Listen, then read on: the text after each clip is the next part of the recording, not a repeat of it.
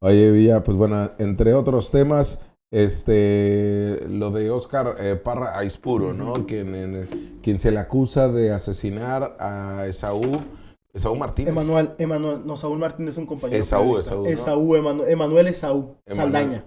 Saldaña, perdón. Es como yo periodista. Emanuel Esaú Saldaña, sí es cierto, Saldaña el apellido, quien el 31 de diciembre del 2017 fue asesinado. Hay un video que así lo demuestra Ujú. y hay un video que incrimina directamente al propio Óscar Parra, quien también es señalado de ser quien lidera este cártel del Mar de Cortés, quien se dedica principalmente al tráfico de buche de totuaba hacia países asiáticos, entre otras actividades ilícitas.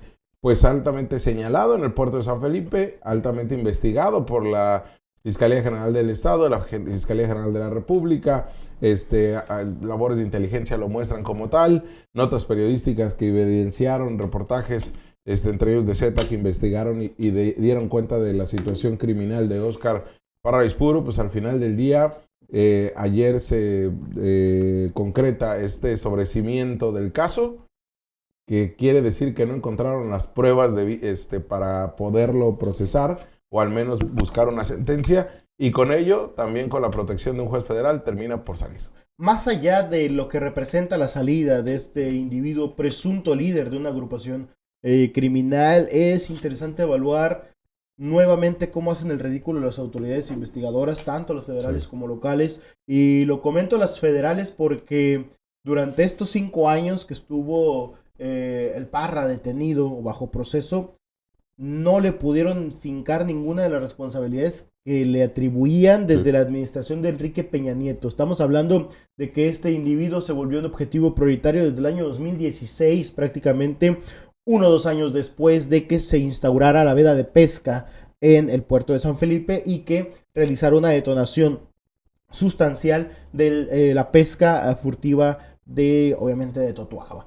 Se le relaciona a este individuo con esta actividad ilícita. Ahora podemos establecer que no se le comprobó nada por parte de las autoridades, pero lo delicado es, tú lo comentabas, Jorge, el sobreseimiento. ¿Por qué el sobreseimiento? Porque esto quiere decir que la Fiscalía General del Estado dijo: después de 5 años no tengo pruebas, ni una prueba, no puedo acreditar que esta persona es la responsable, así que determinamos dejarlo en libertad. Y yo me pongo a cuestionar, ¿qué tantos casos o cuántos casos realmente Exacto. en los que no tienen ni una maldita prueba para incriminar o procesar a alguien, los deciden dejar deciden dejarse sin efecto? Que más bien realmente no lo hacen. ¿Cuántos pudieran haber hecho así y no lo hacen bajo el argumento de que quieren cifras, quieren números, o bajo el argumento de que sí es responsable por más que no tengamos pruebas? Y en este caso, con un video y 2 testigos, y aparte una serie de pruebas circunstanciales muchísimas, dicen decreto sobre seguimiento. Pero además, Villa, o sea, todos los elementos de prueba los tenían. Nada más bastaba con indagar más. Pero se trata del asesinato de un militar, ¿eh? ¿Sí? De un militar. ¿Qué dirá la Sedena de esto? Exacto. ¿Qué dirá el presidente de Manuel López Obrador de esto, no? Uh-huh. Que tanta protección le ha dado a los militares. Se trata de un soldado, se trata de que se hizo en la vía pública, en una zona altamente concurrida, como es la zona de atrás del malecón, como es el primer cuadro prácticamente turístico de San Felipe, una persona señalada directamente, que incluso involucra actos de corrupción de autoridades federales como locales, y ha sido pues una referencia en todas las investigaciones que conllevan a actividades criminales en San Felipe, Villa, ¿no? De la década pasada. Y es donde, pues bueno, se le detiene, se hace toda una investigación y es el Poder Judicial quien termina diciendo, pues vamos a sobreseer el caso porque no me tienen los elementos suficientes ni siquiera para continuar este proceso judicial, ¿no? Y ahí es algo interesante, tenemos que revisar la situación uno de los encargados de llevar este proceso en gran medida fue Rafael Orozco, el fiscal central, que si bien no estaba como coordinador de homicidios cuando se dio el hecho, sí gran parte de la investigación cuando ya entró en funciones la nueva fiscalía. Él estuvo ahí a cargo de este tema y es algo que también tiene que establecer. ¿Cuál es uno de los puntos interesantes, Jorge? Que desde el 2018, cuando se llevó a cabo la audiencia, el juez decretó ilegal la extracción del video. Esto quiere decir que desde ese entonces tumbaron el video. ¿Bajo qué argumento? bajo el hecho de que Fiscalía y el Ejército ingresaron al domicilio más bien al bar, al centro nocturno, el conocido Crocodile, de donde se extrajeron los videos. Entraron y los extrajeron de manera ilegal porque le pidieron supuestamente a un trabajador o un supuesto trabajador que los dejara entrar cuando el único que podía dejarlos entrar era el gerente. Entonces ingresan, el gerente no se da cuenta de esta situación, no hay cateo, supuestamente lo piden de manera cordial, les dejan el ingreso, extraen el video y cuando ya lo presentan ante juez dice, pues ¿sabes qué? Este video no lo puedo considerar como una prueba. Otra vez las malas prácticas, ¿no? Y ya. Sí. No, y ahí hay que ver entre qué tanto fue una pésima práctica del Ministerio Público y qué tanto hay una cuestión sospechosa del juez, pero al final sí hay elementos, por lo menos para el juez, para determinar, ¿sabes qué? Esta prueba está viciada, sí, lo extrajiste de manera irregular. Totalmente. Y pues se tiene que caer.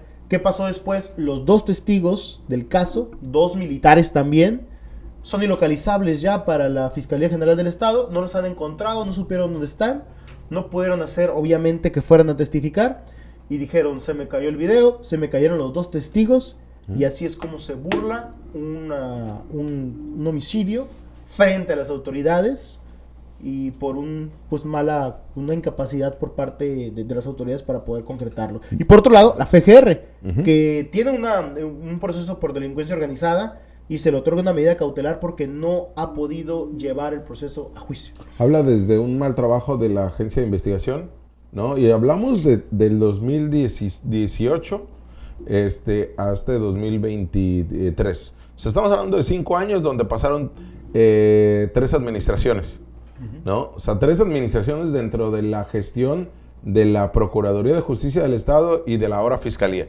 O sea, son 3 que no han podido sostener esta investigación. Poco le quedó realmente en materia de investigación y fortalecerla al fiscal a Ricardo Iván Carpio, pero sí a Rafael Orozco cuando estaba en homicidio, soy fiscal central, al mismo soportar una investigación como esta. Y es donde sí no han podido ni la Fiscalía General del Estado, si es que sin duda alguna los jueces en sus criterios han dejado mucho que desear y mire que ahorita no estamos hablando de perspectiva de género, sino realmente en su actividad de día a día y en donde también la Fiscalía General de la República, en donde también de nueva cuenta el Poder Judicial de la Federación termina por darle la libertad sin ningún problema a Óscar Parra Aispuro el pasado 29 de mayo y ayer realmente se concreta todo esto. ¿Qué termina por suceder, Villa? Pues de nueva cuenta la libertad es del abogado que tengas, la habilidad que se tenga tu defensa y no importa qué nombre tengas a cuesta o que te hayan formado, porque de todas maneras vas a encontrar la libertad de esta manera y se tendrá que responder el propio Ricardo Iván Carpio sobre el tema. Sí, de hecho hizo simplemente algunos comentarios en torno a este caso, haciendo referencia a que pues no se contaba con los elementos y se decretó, no había forma de llevarlo a juicio este caso. Y ahí sí, no es por defender al fiscal Ricardo Iván Carpio, al final de cuentas en su gestión se solicita el sobreseimiento y se determina no ir a juicio como tal. Y esto es algo cuestionable, pero no fue en su administración cuando se integró el caso. Sí, ¿no? Se integró durante la administración, la última parte del del sexenio de Francisco Vega de la Madrid y posteriormente los 2 años de Guillermo Ruiz Hernández y este último año ya estaba finiquitado. Cuando ya se estuvo intentando presentar, se postergó, se presentaron amparos, pero al final, Jorge, todo se decreta en un proceso judicial, todo se decreta en una audiencia de sobreseimiento, cuando el Ministerio Público determina no tengo pruebas, lo voy a dejar en libertad. Y permaneció unos días más detenido el Parra solamente por un tema de obligaciones de manutención, o sea, de incumplimiento de obligaciones familiares, el cual pues obviamente termina por extinguirse porque ¿cómo va a poder realizar los pagos de manutención si está en prisión? O sea, es algo que realmente no puede sostenerlo mucho tiempo, era algo que realmente era una triquiñuela que estaban tratando ahí para sostenerlo. Y sigue el proceso de delincuencia organizada.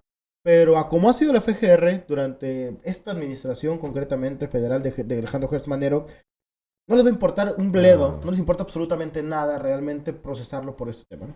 Te hablamos de frente. Entérate de lo que sucede en el epicentro informativo con nuestro análisis de capital importancia.